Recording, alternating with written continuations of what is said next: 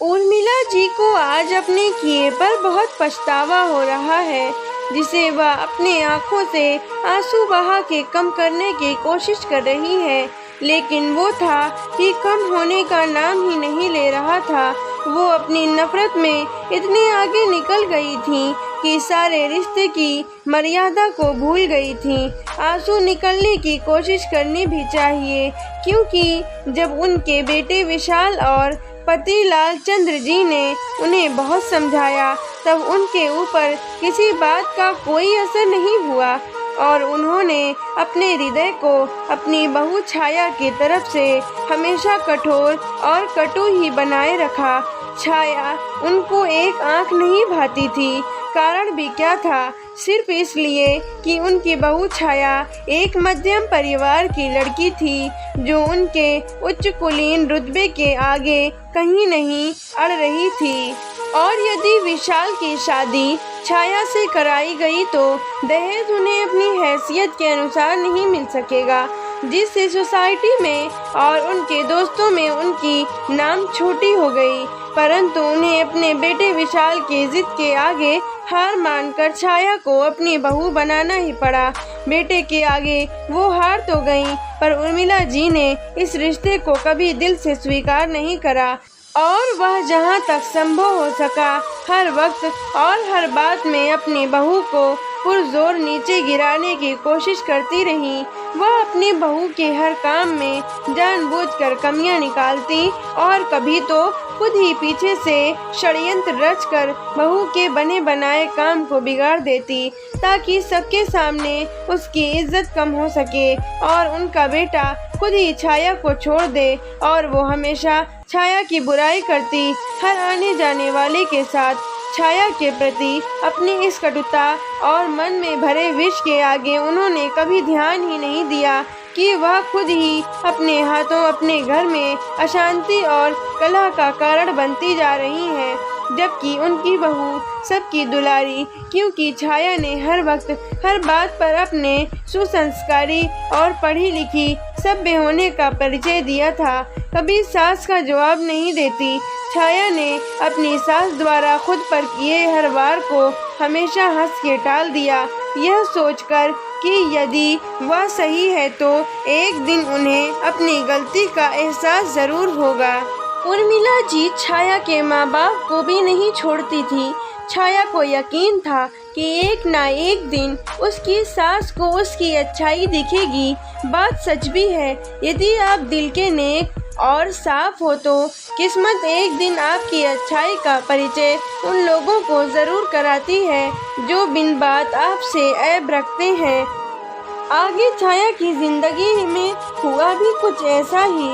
विशाल जिस विभाग में काम करता था, वहाँ एक दिन ऐसे लोगों से भिड़ंत होती थी जो रिश्वत देकर अपना काम निकलवाना चाहते थे, परंतु विशाल अपने ईमान का पक्का और सच्चा था, इसलिए उसने कभी रिश्वत लेकर कोई काम नहीं किया। इसलिए वहां आने वाले उन जैसे लोगों के लिए विशाल पांव में लगे कांटे की तरह चुभता था।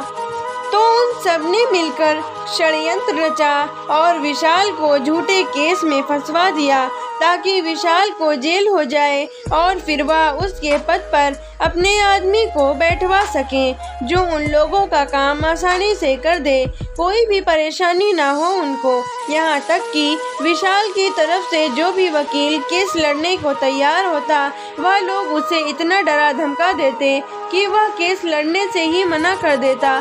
तो ऐसी परिस्थिति में अब विशाल का जेल जाना तो निश्चित हो ही गया था। पूरे घर में सभी विशाल के लिए रोते और दिन रात मिलकर भगवान से प्रार्थना करते थे कि भगवान उन्हें कोई तो रास्ता दिखाए। तब छाया ने आखिरकार अपनी चुप्पी तोड़ी और घर वालों से विशाल का केस लड़ने की इजाज़त मांगी, क्योंकि छाया ने वकालत की पढ़ाई तो कर ही रखी थी और प्रैक्टिस भी कर रही थी। पर तभी उसके लिए विशाल का रिश्ता आया था और वह विशाल को इतनी पसंद आई थी कि विशाल ने घर वालों को कह दिया था कि उसे कोई फर्क नहीं पड़ता कि छाया गरीब खानदान से है या अमीर खानदान से, वह शादी करेगा तो छाया से ही, वरना किसी से नहीं। क्यों विशाल को छाया एकदम अपने जैसी लगी थी। नेक दिल तो इस तरह छाया का विवाह विशाल से हो गया था, परंतु उर्मिला जी ने छाया को आगे प्रैक्टिस नहीं करने दी और उसकी पढ़ाई रुकवा दी।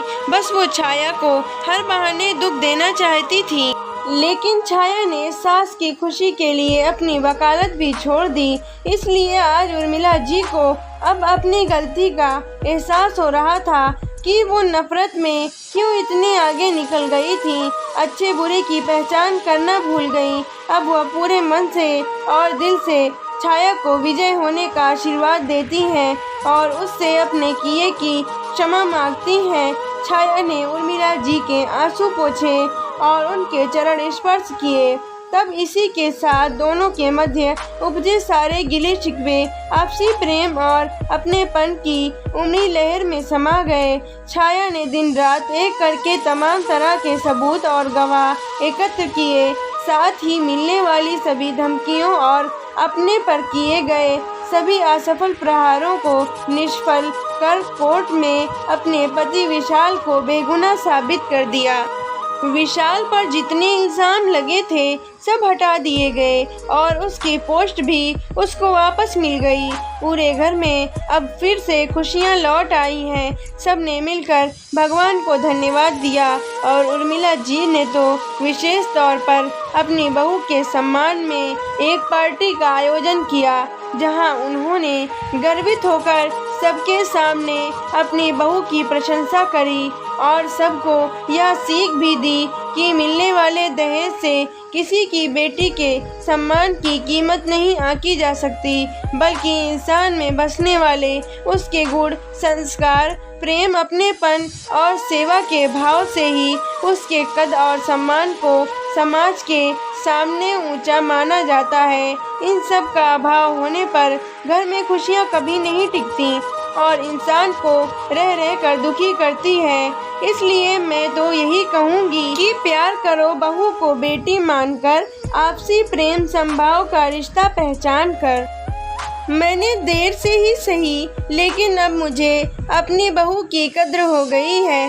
जो गलती मैंने की वो आप लोग ना करें। मैंने तो अपनी बहुत कीमती समय खो दिए, लेकिन अब मैं अपनी बहू को वो खुशी, वो अहमियत दूंगी जिसकी वो हकदार है। उर्मिला जी की बात सुनकर पूरा हॉल तालियों से गूंज उठा और इसी के साथ आज फिर समाज में एक नई सोच और नए विचार का पदार्पण हुआ, जिसने मिलकर बहू बेटी का दर्जा प्रदान किया। इसी के साथ हमारी ये कहानी खत्म होती है। उम्मीद करती हूँ कि आप लोगों को ये कहानी पसंद आई होगी।